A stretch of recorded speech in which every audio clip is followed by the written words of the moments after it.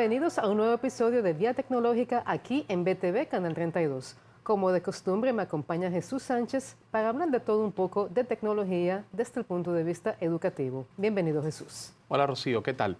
En el día de hoy vamos a estar hablando en nuestro segmento RetroTech sobre una tecnología que está presente, sin embargo, la gente desconoce que esto tiene sus añitos. El famoso y cariñoso Wi-Fi, que sus siglas, porque son una combinación de dos términos, quiere decir Wireless Fidelity, que es fidelidad inalámbrica. Pero esto conocido normalmente por el estándar 802.11 de la IEEE, que es el Instituto de Ingenieros Eléctricos y Electrónicos, que son los que dictan los estándares en cuanto a conectividad y demás cosas. Pero en aquel entonces, lo que era el 802.11 tenía el estándar A, que todavía está vigente, y el estándar B. El estándar B es el que más se ha estado utilizando desde ese entonces hasta la fecha, que es nada más y nada menos que comenzaba con 11 megabits. O sea, ya se pueden imaginar, 10 u 11. Después vino el estándar G, que daba 54 megabits por segundo, algo mucho mayor. Y en ese entonces ya ahí lo había comenzado a utilizar, ya había mayor adopción de dispositivos y cosas así, dispositivos comerciales. El A era para, digamos que, conexiones ya de más amplio espectro, en lo que sería la frecuencia 5.4. Cabe mencionar de que, ok, tenemos ya Wi-Fi 6, 6E y un Wi-Fi 7 emergente que combina los estándares AC, N y demás familiares.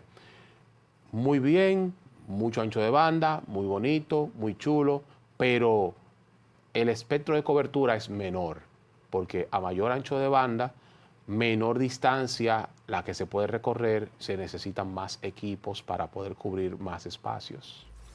Pero ya esos son páginas de otro libro en la cual hay que meterse en temas más técnicos para explicarlo, pero hay que decirlo. Una conexión, digamos que de 11 megabits por segundo, de 802.11b, va a llegar lejísimos, pero quizá la calidad o el ancho de banda para las personas no les va a gustar, vamos a decirlo de esta manera, porque yo sobreviví al dial-up y yo trabajo en ambiente de carácter normal, pero imagínense de estos niños de ahora con su TikTok, su Roblox, que tenemos, le tenemos el agua prendida, lo ponemos a hervir en cualquier momento. Sí, pero algo que el público tiene que entender aquí sobre el tema que hablamos hoy, Wi-Fi o Wi-Fi, es que esto data de 1997 y mucha gente no se imagina que tiene tanto tiempo de existencia. Y debo decir que en ese entonces la velocidad, porque tú mencionas 11 gigabits por segundo. No, megabits. Megabits, perdón. En ese entonces era una cosa terrible porque hablamos de 2 megabits por segundo. O sea, absolutamente nada comparado a lo que se ve hoy. Y fíjate que todavía la gente lo encuentra lento, aun cuando el Wi-Fi 6, en teoría, puede llegar a 9.6 gigabits por segundo. Teóricamente, pero imagínate, en aquel entonces, digamos que 2 megabits por segundo, óyeme, mejor que un dial-up. Yo hubiese estado contento en aquel entonces, pero vaya, ni pensarlo.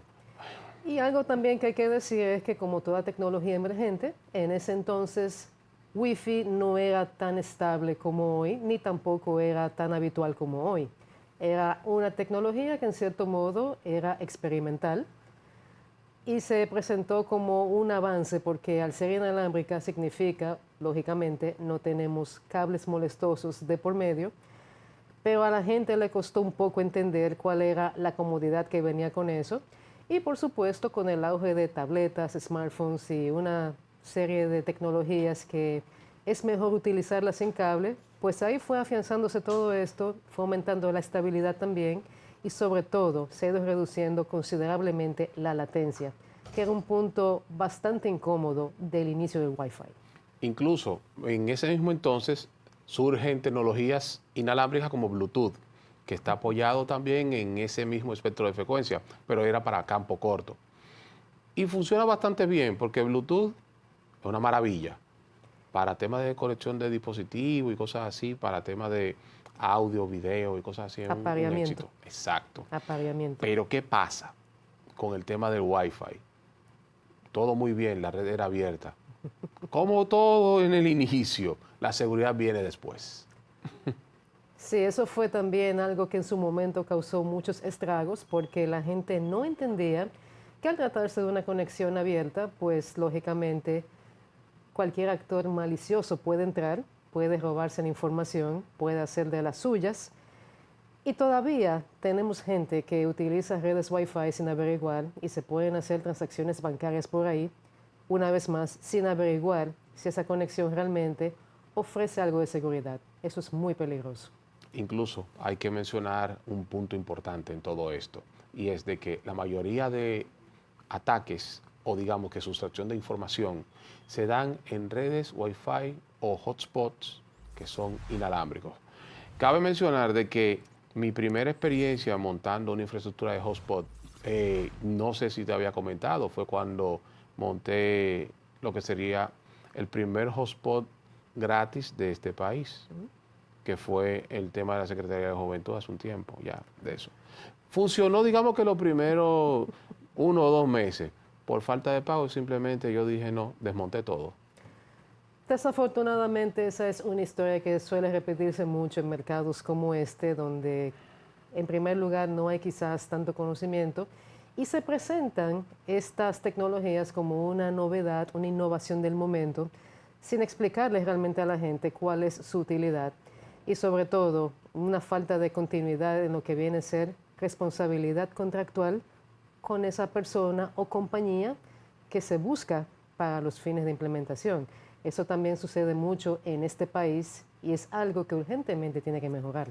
Sí, porque lo que sucede es de que queremos una solución, pero no queremos, digamos que darle continuidad y muchas veces, una práctica que se hizo común aquí hace unos años, que el Estado quería todo de gratis. Entonces, el esfuerzo que hace el técnico en materializar una solución, ¿qué pasa? Bien, gracias. Lamentablemente es así. Y recordemos también que hubo un intento, si no me equivoco, era infrarrojo, una tecnología así. Sí. ¿Puedes hablar un poquito de esto para que el público tenga una idea más acabada de Sí, todo porque esto? antes de Wi-Fi, las redes inalámbricas eran por medio a infrarrojo, que era llamado IRDA, Infrared Data Access, o sea, acceso de datos vía infrarroja. Se comunicaban similar a lo que eran los puertos seriales. Era lentísimo, o sea, es un poquito más rápido que el dial-up de 56K, lo único que la velocidad máxima era 115.200 baudios por segundo, o sea, 2 veces un dial-up, no más de ahí. Imagínate tú tener que pasar 100 megas por ahí. Bueno, ahí tienen información fresca de cómo funcionaba Wi-Fi en su momento y esto estoy segura de que les va a servir para que ustedes tengan un poquito más de paciencia cuando estén usando una red Wi-Fi y la encuentren muy lenta. Recuerden que si ustedes hoy lo encuentran lento, hace unos años era mucho más lento, así que no se quejen tanto. Realmente es así, pero hemos evolucionado. Sí, vamos a una pequeña pausa, pero quédense que queda mucho contenido aquí en Vía Tecnológica.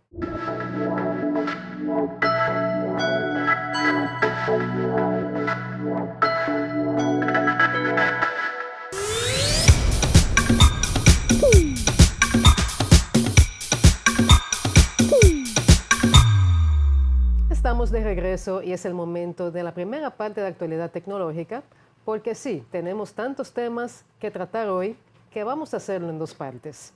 Y empezamos con algo que llama mucho la atención y es que de un tiempo a esta parte se piensa que la inteligencia artificial es la respuesta a todo y no siempre es así. Un buen ejemplo de esto es Roblox y es también un buen ejemplo de por qué esta mentalidad no la debemos de seguir. Jesús. Yo lo voy a poner de esta manera. Uno puede falsear información para hacer creer que la IA está tratando, digamos, que con una persona, digamos, menor de edad. Porque, vaya, ya uno pasó por esa edad, uno sabe más o menos cómo que piensa. Y para ilustrar un poquito más, las personas que crean animaciones, caricaturas y esas cosas para un público infantil son personas adultas. que trabajan en lo que es la psique de ese niño. Me van a decir a mí de que una persona no va a poder falsear eso ante una IA, así de simple lo voy a poner. Todo este comentario viene porque Roblox, y ustedes los que conocen Roblox posiblemente saben que hay un problema recurrente de que muchos niños son acosados por ahí, sobre todo en las salas de chateo. Y como una forma de contrarrestar esta situación, que le ha traído ya varios problemas a esta plataforma, ellos decidieron implementar un sistema de verificación de edad de manera tal que se clasifica a los usuarios casi de manera automática y dependiendo del grupo etario en el que estos usuarios califiquen, se va a ajustar una serie de variables para la experiencia y así evitar esos problemas que están acosando a Roblox desde hace años. El problema es lo que dice Jesús. Eso es muy fácil de engañar. Y eso ha probado ser un verdadero tollo porque así como hay gente que ha logrado engañar al sistema, hay otros que se quejan de que los calificaron en un grupo menor al que deberían de pertenecer y eso obviamente a quien está en serio en estos sitios, pues no le interesa. Lo que pasa es de que ellos están apuntando mal la solución y es sencillo. Señores, quieren poner a que la IA deduzca por medio a una conversación cuál es la edad. Estamos fallando porque ahí para completar debería implementarse patrones de biometría como se hacen en las aplicaciones bancarias para la parte del KYC, del Know Your Customer, que tú pones tu rostro, da la prueba de vida y todo, y ya ahí te puede hacer una aproximación. Es más cercano a una validación de identidad, pero como ellos quieren ahorrarse eso, porque los motores de verificación de KYC son muy costosos, requieren mucha tecnología y ellos están buscando escatimar hasta el último centavo, ya ustedes saben lo que está pasando. Y ahí es que está el problema. Quienes están montados en esa misma ola, remando en la misma yola, son la gente de OpenAI, Sí, que no entiendo. curiosamente eso es una noticia reciente de que OpenAI está implementando también esta verificación de edad. Y una vez más la motivación es similar porque ellos lo que quieren es ajustar la experiencia de uso en ChatGPT para que usuarios menores de 18 años no se vean expuestos a temas que pudieran ser problemáticos para su bienestar o incluso su salud mental. Y sabemos que este es un tema recurrente en redes sociales y plataformas similares. Y voy más lejos. Tú recuerdas que habíamos dicho de que el marco de seguridad y el marco ético iba a venir después que se hiciera el tremendo problemazo. Míralo ahí. Señores, aquí fue que mencionamos y nos adelantamos al tiempo como por 6 u 8 meses. Y mírenlo ahí. Es que lamentablemente la gente tiene un problema cuando va a utilizar este tipo de herramientas o soluciones. Y es que no siempre se está pensando de la manera correcta, de la manera ética, como bien mencionas. Las compañías tampoco toman eso en cuenta porque quizás ni siquiera lo están imaginando que esto puede salirse de control de la forma en que lo hace. Mira el ejemplo de Grok y el tema de los desnudos que se hacen por ahí, que son por inteligencia artificial. Y voy más lejos. No solamente desnudos, los temas de soundfakes, deepfakes y demás contenido forjado de toda clase, todo calibre. Y ahí me lleva a una ligera reflexión rápida, que es lo que siempre he criticado. Yo no entiendo para qué volvieron ciberseguridad a una carrera donde tenían que enfocarse en, digamos que, modelo de lenguaje amplio, programación, desarrollo, y la parte de seguridad es póstuma. Pero, como dicen, uno generalmente es el conspiranoico, uno es el loco. No necesariamente, lamentablemente se ve así, pero cuando lo analizas bien y cuando pasa el tiempo, pues tiende a dársele la razón a quienes pensamos de esa manera. Siguiendo con OpenAI y sus novedades, que son unas cuantas, ellos ahora tienen anuncios en la versión gratuita y la básica de ChatGPT. No habrá anuncios en las versiones Plus, Pro o Business, pero esto definitivamente marca un cambio. Y algo curioso es que a Sam Altman no le gustan los anuncios. pero OpenAI se ha visto en la obligación de usarlos porque hay problemas financieros ahí. Sí, porque realmente ellos han tenido un influjo de capital muy grande, pero los dividendos están dando negativo. ¿Por qué? Bueno, vamos a comenzar. DeepSeek comenzó por ahí. Llama 2, 3 y 4 y las iniciativas open source como Oyama y todos estas herramientas de desarrollo de lenguaje amplio. Así es. Y también hay que recordar que OpenAI es una de las compañías que más fondos ha recibido de parte de inversionistas. Y como quien dice, ellos están quemando ese capital, haciendo todas las invenciones y todos los desarrollos que hacen. Ellos todavía no están generando ganancias. Ese es parte del problema. Recordemos que incluso hubo una polémica hace un tiempo en la que Elon Musk estaba bailando porque se quería convertir esto en algo comercial. Porque la realidad es que el desarrollo de inteligencia artificial requiere de muchos recursos. Obviamente por recursos hablamos de dinero, entre otras cosas. Y definitivamente por eso es que están los anuncios y no se descarta que esos anuncios vayan a escalar a esos otros planes que mencioné que actualmente no están contemplados. Pero mira cómo son las cosas. Elon Musk se adelantó a las circunstancias y comenzó a monetizar en X desde antes, sabiendo de que en algún momento lo iba a necesitar. Pero mira también de que OpenAI no la pega. Mira con los wearables, queriendo inventar con eso, donde ¿quién lleva la delantera ahí? Google. Entonces, el maridaje de Google y Apple para Apple Intelligence, óyeme, le dieron fue una estocada en el hígado. Totalmente. Y ahora que mencionas wearables, precisamente OpenAI tiene planes para el segundo semestre de este año de sacar al mercado un compañero de IA que al parecer va a asemejarse a audífonos. Y quien estará diseñando esto, al parecer, es Johnny Ive. Y este nombre, para quienes son amantes de Apple, debe de resultar muy conocido porque durante años fue el diseñador estrella de iPhone y demás productos de Apple. Sí, ese no fue el que había fundado OnePlus. No, él fundó algo llamado I.O. y esa startup fue adquirida por OpenAI, por lo tanto no nos sorprende que haya este maridaje, en este caso de este wearable. Y hay que mencionar también que no es el primer wearable que va a salir al mercado, ya ha habido algunos fracasos, de hecho, que han salido. Y también recordar que en el CES de este año, Motorola presentó una propuesta similar. Lo que sí es posible que ocurra es que haya una mejor acogida porque ya la gente se ha acostumbrado a la idea de utilizar inteligencia artificial de manera cotidiana. Así que vamos a ver cómo reacciona el mercado cuando esto salga. Bueno, esperemos de que lo acojan con un poquito más de ánimo, porque realmente yo soy enemigo de tener a alguien que me esté vigilando todo el tiempo. Eso es lo que es un wearable con IA. Se parece mucho al navegador Atlas, que eso lo desestimaron y yo creo que debe estar condenado al ostracismo, debe ser execrado en las páginas de la historia porque yo no voy a estar inventando un modelo de que con cada interacción que yo haga. No debe de ser. Pero vamos a pasar a la última noticia de este bloque de actualidad tecnológica. Ya esto es algo local, ha sido un escándalo que se ha mencionado muchas veces en los últimos días.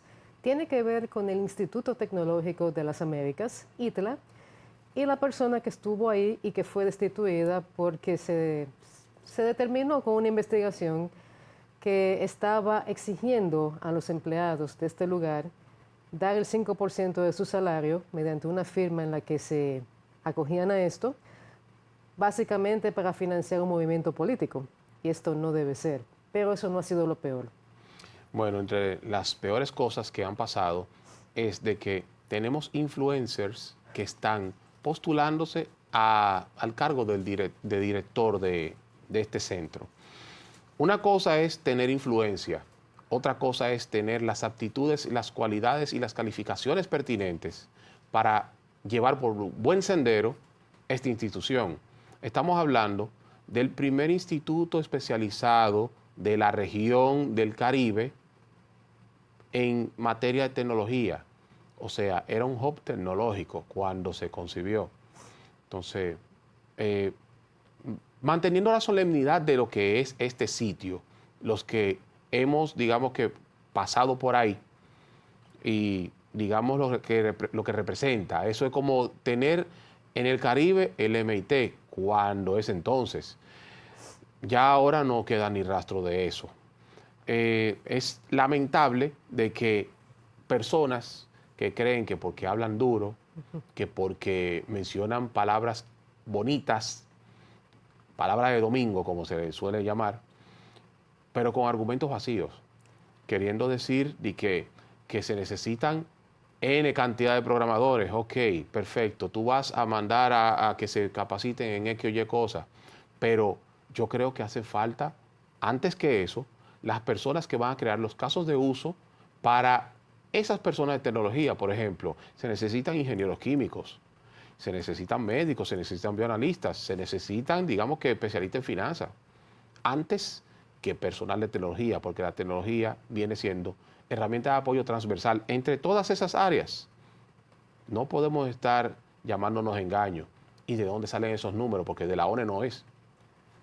En pocas palabras, lo que se necesita en el ITLA es una persona que tenga la suficiente capacidad y la suficiente visión de entender que la tecnología no es algo aislado, de que hay que estudiar primero la realidad del país, la realidad a nivel profesional, a nivel de necesidades también, antes de implementar programas y no simplemente jalar números del aire, porque lamentablemente hay mucha gente en medios, ya sea en redes sociales o en medios más tradicionales, como radio o televisión, que como bien dijiste Jesús, hablan duro, tiran unos temas controversiales o unos comentarios controversiales y ya con eso, por la forma en que hablan, que es una manera contundente, que incluso golpean la mesa, no se sabe para qué, ya creen que con eso el público les va a dar apoyo y desafortunadamente ocurre así. La gente se deja llevar de esas emociones fuertes y se forma la idea de que quizás esta persona que habla de esa manera tan fuerte sabe algo, pero todo esto es muy superficial y hay que tener cuidado de cómo esto se maneja, porque veo demasiada gente en redes sociales abogando por ese tipo de gente y no debe ser, porque ni siquiera dan argumentos sólidos de por qué. Mira, personas así apelan a la parte emocional con un discurso totalmente histriónico, gesticulando, hablando duro, queriendo apelar a la parte emocional. Sin embargo, uno se pone a analizar los argumentos. Son argumentos, primero, contradictorios, segundo, vacíos, y tercero, falaces.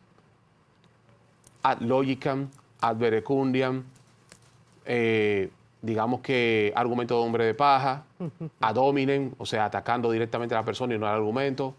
O sea, cuando vengan con datos duros, frescos, realmente valederos, podemos tener una conversación. Mientras tanto, no califican. Lo siento.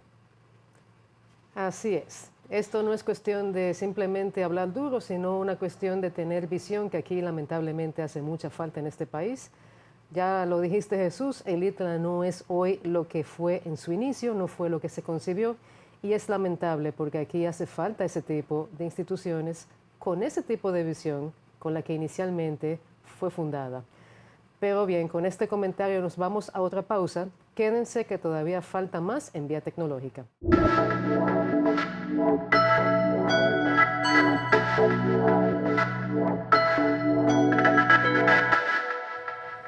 Vamos ahora con la reseña del iPhone 17 Pro Max para que ustedes lleguen a su propia conclusión de si este teléfono vale la pena o no.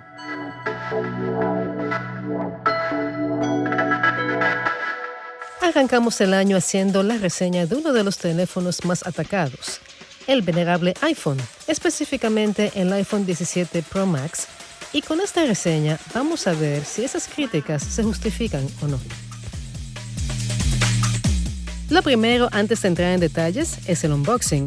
Y por experiencia, ya ustedes saben que este es un unboxing muy breve, porque desde hace varios años ya, la caja del iPhone tan solo trae el teléfono, el cable cargador y algunos papeles, dentro de los cuales se encuentra la garantía del equipo.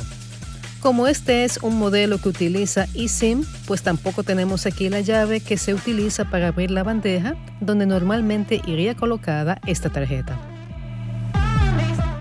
Como ya indiqué al inicio de este video, el equipo que estamos probando es el iPhone 17 Pro Max, con pantalla ProMotion de 6.9 pulgadas, sistema de triple cámara trasera de 48 megapíxeles y procesador A19. Dentro de la subfamilia Pro en iPhone 17, la gama de colores es muy limitada. Tan solo hay 3 tonalidades a elegir, y en este caso elegimos el gris claro, porque los otros 2 colores son el naranja sonata y un azul que siempre ha generado opiniones divididas. Un dato curioso es que, al parecer, ese color naranja inicialmente causó una impresión y mucha gente lo estaba buscando hasta que empezó la comparación con sonata, y tal parece que hay un exceso de inventario de este color, así que cuando vayan a elegir este modelo, tengan eso en cuenta. Y recuerden, cuando se habla de iPhone Sonata, no es esto lo que se tiene en mente. Luego del unboxing, procedemos a configurar y personalizar el equipo a nuestro gusto. Tenemos la opción de transferir datos de un iPhone anterior a este, y también podemos definir aquí nuestros mecanismos de seguridad y nuestras preferencias con respecto a Apple Intelligence, que está incluido aquí. Del iPhone se dicen muchas cosas malas, y uno de los puntos más criticados es la falta de innovación en el diseño. Sin embargo, cuando lo comparamos con modelos anteriores como iPhone 13 y iPhone 15, vemos que hay una diferencia, específicamente en el panel de la cámara trasera y en elementos como los botones de los laterales. Hay que recordar que muchas de las innovaciones son por dentro, y esto aplica a modelos que son también de la competencia. Uno de los elementos que más llama la atención y que más comparaciones genera un smartphone es la cámara. En el caso de iPhone 17 Pro Max, tenemos un sistema de 3 lentes, donde cada uno de ellos es de 48 megapíxeles. Tenemos un lente principal, así como un ultra gran angular y un telefoto, este último estrenando un diseño de tetraprisma que le permite manejar un zoom con mucha más calidad de la que ya hemos visto anteriormente. iPhone 17 Pro Max estrena un sistema de cámara reforzado y renovado. Se acusa siempre a las cámaras de iPhone de ser muy sencillas, pero esto es solo una apariencia. La realidad es que nos dejamos engañar por un menú que es muy breve y que está en la parte baja de la pantalla. Sin embargo, hay muchas opciones que nosotros podemos utilizar para optimizar tanto nuestra fotografía como nuestro video. Aquí tenemos incluso opciones de fotografía y video profesional, donde podemos manejar variables como son nivel de exposición, nivel de brillo, contraste y otras. Esto lo podemos hacer tanto al momento de hacer la foto o el video como en edición. Tenemos la opción de jugar con diversos estilos fotográficos, podemos grabar en 8K, también podemos hacer grabación de pantalla dual, tenemos la oportunidad de jugar con diferentes distancias focales, así como una mayor estabilidad a la hora de hacer fotos y videos en condiciones de baja luz, y por supuesto hay que mencionar que el manejo de la luz es verdaderamente impresionante, así como lo es el zoom, que está realmente mejorado en cuanto a calidad óptica.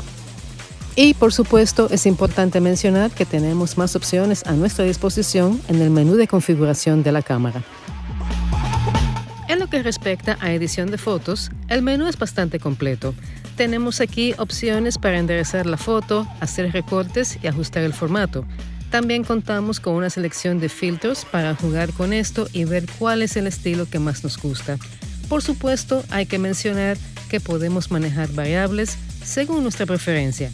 Y entre estas variables podemos mencionar contraste, nivel de brillo y exposición. Una característica que vale la pena mencionar y que está impulsada por inteligencia artificial es la habilidad de seleccionar un elemento en la foto que queramos eliminar, y con un simple clic se hace esta acción.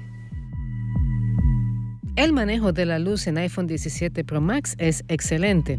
En estas fotografías nocturnas no hubo utilización de flash y el modo nocturno no siempre estuvo activado. El acercamiento también se puso a prueba y, como se puede observar en esta fotografía, tiene la calidad óptica que ellos mencionaron. Aquí tenemos un ejemplo de modo retrato con el efecto bokeh un tanto suavizado, Y aquí tenemos otro acercamiento. Este fue utilizando la cámara principal como una especie de macro y podemos ver la calidad del detalle. Comparado al iPhone 15 Pro Max, tanto el manejo de la luz como la nitidez de los detalles presentan grandes mejoras. Finalizamos con una comparación con Galaxy S25 Ultra, que sería la competencia más directa de este modelo de iPhone.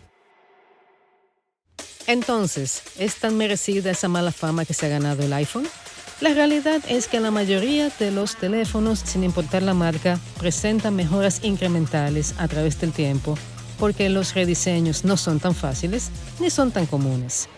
Tras usar varias semanas este teléfono, la única conclusión es que iPhone sigue siendo iPhone y es un referente.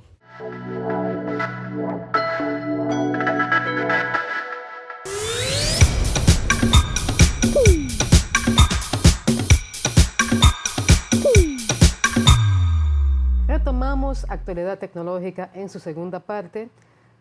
Hay muchos temas que llaman la atención y uno de ellos tiene que ver con TikTok, que finalmente se cumplió con la exigencia y el deseo de Estados Unidos de que las operaciones en territorio estadounidense cayeran en manos de un grupo de inversionistas de ese país por un tema de seguridad nacional.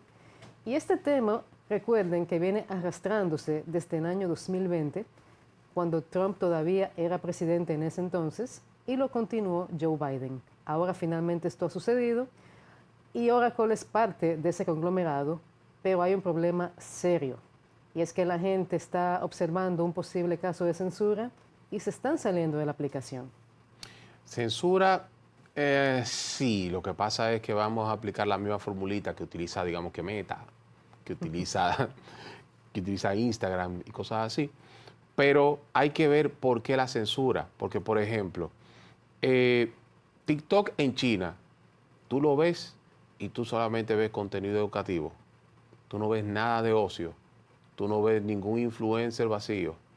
Sin embargo, de este lado, digamos que eso es el vertedero digital, literalmente. Todo lo contrario.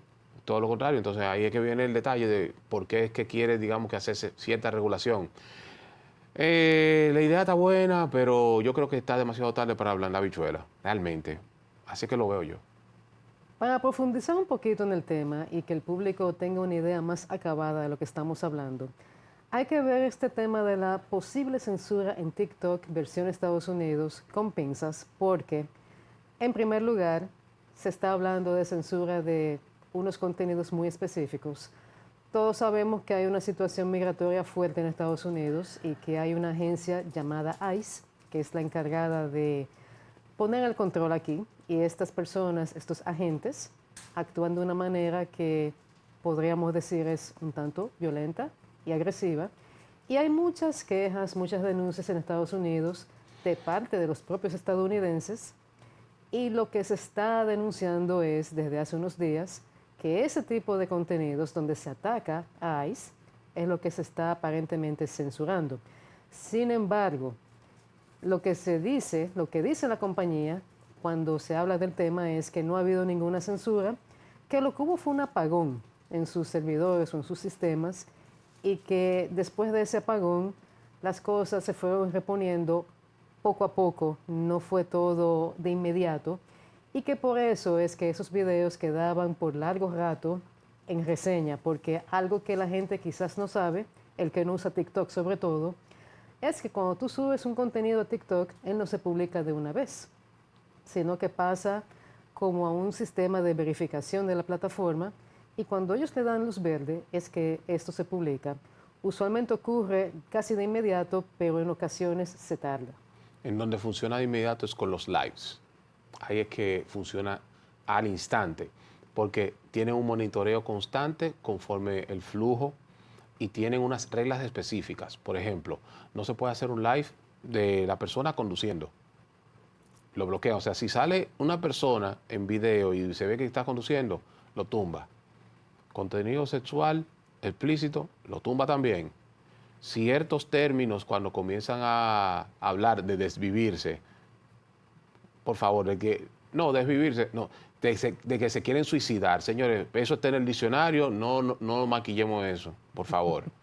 Esto de políticamente correcto, no, yo no soy políticamente correcto, yo soy impolíticamente incorrecto, yo digo las cosas de frente. Entonces, Es que la realidad es que con los eufemismos no logramos muchas cosas. no, O es que no sea, se hay que puede. verlo desde ese punto de vista, que por eso es que lo políticamente correcto se ha convertido en una plaga. Pero volviendo a este tema de TikTok y su versión gringa, por así decirlo, su versión estadounidense, las desinstalaciones de esta aplicación han subido 150% en los pocos días que lleva esto funcionando. Eso nos da una idea de que ha empezado con mal pie. Y digamos que no tan con mal pie, digámoslo de esta manera, yo lo veo así, quizá está descontaminándose un poco el contenido en Internet, porque las personas que lo están desinstalando son las mismas personas que crean un contenido basura, por lo general. Y algo interesante también, que es hasta cierto punto una paradoja, siempre se acusa a plataformas chinas, como esta de TikTok, de hacer censura en sus países. Y en efecto, mucho de lo que se ve en China tiene que ver con el Partido Comunista, que es el partido que siempre está gobernando allá. Casi nunca se ven quejas o debates que vayan en contra del Partido Comunista, y por eso es que se habla de que hay censura, como que se tapa la disidencia o se tapa también la inconformidad que pudiera haber con el gobierno chino. Es una paradoja que esta misma acusación se esté dando en Estados Unidos, que siempre se ha vendido como un lugar para la libertad de expresión, la libertad en términos generales. Es una grandísima paradoja por ese lado. También está el hecho de que muchas personas están comparando la nueva situación de TikTok en Estados Unidos con lo que pasó con Twitter cuando fue comprado por Elon Musk. Recordemos que los cambios no se hicieron esperar y al día de hoy lo que es X difiere mucho de lo que en su momento fue Twitter. Sí, Twitter tenía una restricción y un baneo, una censura constante. Yo conozco gente que le bloquearon cuentas. Bueno, señores, no nos vamos más lejos. A Donald Trump, todavía siendo presidente en funciones, 2 días antes de entregar el poder, le cancelaron la cuenta. Eso es la falta de respeto más grande que se le puede hacer a alguien. Totalmente de acuerdo, y por eso en ese entonces hubo un debate muy fuerte de si estas plataformas y redes sociales estaban bailando demasiado pegado de lo que es política. Y hubo un debate muy intenso porque se supone que una cosa y la otra no deben de ir juntos. Se supone que redes sociales, plataformas de este tipo, tienen un cometido muy diferente a lo que es política. Lo voy a mencionar de esta manera en una sola palabra, tecnofeudalismo. Y de hecho hay un escrito, un libro llamado Asimismo, escrito por Cedric Durand. Se lo recomiendo para que entiendan lo que está pasando en el día de hoy con las plataformas digitales, porque se están comportando como un señor feudal. Sin duda alguna, eso está ocurriendo. Tenemos que hablar también de WhatsApp. Mucha gente tiene la duda de si WhatsApp realmente es una plataforma de mensajería segura, porque recordemos que esto pertenece a Meta. Meta es lo que antes se llamaba Facebook. Y la compañía en general, cualquier cosa que tenga que ver con Mark Zuckerberg, tiene una mala fama en lo que viene a ser privacidad y seguridad. Por lo tanto, esto se ha traspasado desde siempre, desde que fue comprada por esta compañía, a WhatsApp. Sí, entonces mira qué es lo bonito de todo esto. De que, aparte que quieren meterle anuncios, sí, porque esa es otra, otro señor feudal que dice, ok, yo te voy a meter anuncios en los estados, en los canales, que no entiendo para qué crearon ese asunto de los canales. Y encima de eso, yo te estoy vendiendo la falsa ilusión de que tú estás cifrado en tu end, donde eso es mentira. Le pago a 2 o 3 investigadores para que me digan de que sí, yo soy seguro. Y pago 2 o 3 investigadores para también echarle tierra a la competencia, porque no han sido ni una ni dos, digamos, que las investigaciones o las documentaciones que han salido de que echándole tierra a Telegram, de que no, que es inseguro. Y yo no he visto todavía algo concreto, ni me ha pasado el primer incidente en Telegram, pero en WhatsApp a cada rato tú ves de que siempre intentan pincharme la cuenta. ¿Por qué? Tú sabes que eso es relativo, la experiencia de cada cual difiere. Yo sí he tenido situaciones en Telegram, pero debo de admitir que me pasan más situaciones extrañas en WhatsApp. Y ciertamente WhatsApp yo encuentro que es mucho menos seguro que Telegram. Esto del cifrado end-to-end, de extremo a extremo, es algo que está implementado desde abril del 2016 con el protocolo Signal. Yo diría, hablando de estos casos y de estos temas, que realmente en Internet lo que es privacidad es una quimera. Lamentablemente, todo lo que hacemos en Internet, de alguna forma u otra, deja un rastro. Con esto no estoy justificando que no haya el cifrado que ellos dicen, porque al contrario, debería de exigirse que sí lo haya. Y es por ese motivo que hay una demanda colectiva, porque al parecer algún ex empleado de Meta ha dicho por ahí que sí, que los empleados de Meta tienen acceso a las conversaciones de WhatsApp con tan solo pedirle a un ingeniero de allá de la compañía, justificando que esto es para su trabajo. Pero eso lo habían dicho en el documental de Social Dilema. Lo que pasa es que la gente como que estaba innubilada en ese fentanilo digital y date cuenta, ¿cuándo fue que salió de Social Dilema? 2020-21, por ahí. Sí. O sea, vienen a reaccionar 5 años después que lo dicen. Por favor, ¿cuándo va a explotar el próximo escándalo? ¿En 10 años? Bueno, es que tú dijiste una palabra clave. Tú hablaste ahora mismo de fentanilo digital. Desafortunadamente tenemos toda una generación que está bajo esos efectos. Básicamente están dormidos y se creen cualquier cosa que les digan estas grandes compañías porque creen ciegamente en lo que dicen, valga la redundancia.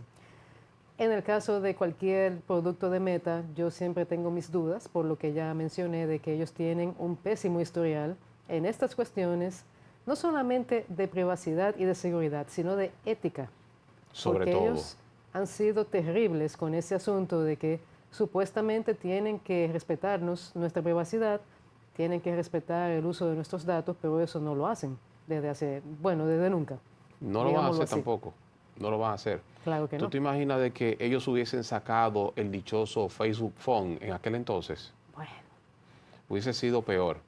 Pero vamos a pasar ahora mismo a una noticia un poquito favorable para Apple, la incorporación de Gemini. o sí. Esa es una noticia interesante. Recordemos que esto viene de la semana pasada cuando comentamos aquí que Apple y Google tienen un acuerdo multianual en el cual Gemini se integra a Apple Intelligence. Lo que ya es muy concreto es que Siri, así con Gemini, va a estar disponible a partir de la segunda mitad de febrero. Esto definitivamente es una muy buena noticia porque si algo ha estado exigiendo el público que utiliza Apple es precisamente que la compañía no ha cumplido con sus promesas de que Siri iba a ser mucho más funcional, mucho más potente por vía de ese Apple Intelligence que hasta ahora ha sido un fracaso. Sí, realmente ha sido un fracaso. Quizás va a comprar tiempo con el tema este de, ¿qué te digo? De incorporar Gemini como inteligencia artificial en lo que ellos desarrollan su propio motor, pensándolo de esa manera. Como dijimos al principio, muchos temas no solamente para ir, sino para reflexionar. En ese sentido, Jesús, ¿tú tienes algunas consideraciones finales o recomendaciones para el público? Dentro de las recomendaciones yo tengo de que vamos a ir un poquito más despacio con los temas de IA y verificación de identidad. No deleguemos eso a una IA. Y como reflexión, aparte de esto, señores, los influencers simplemente están en las redes sociales. Para las labores reales, busquemos un experto ya formado. Es lo único que yo voy a decir. Y sobre todo, en este país tenemos que aprender a separar la política de otros temas, porque desafortunadamente, y como lo vemos en el caso del ITLA, la política termina permeando todo y eso impide muchas veces que instituciones de este tipo puedan cumplir con su cometido. Con este comentario llegamos ya al final de Vía Tecnológica. Como de costumbre, quédense con el resto de la programación de BTV Canal 32. Recuerden también seguirnos en las redes sociales y como siempre, nos vemos la semana próxima.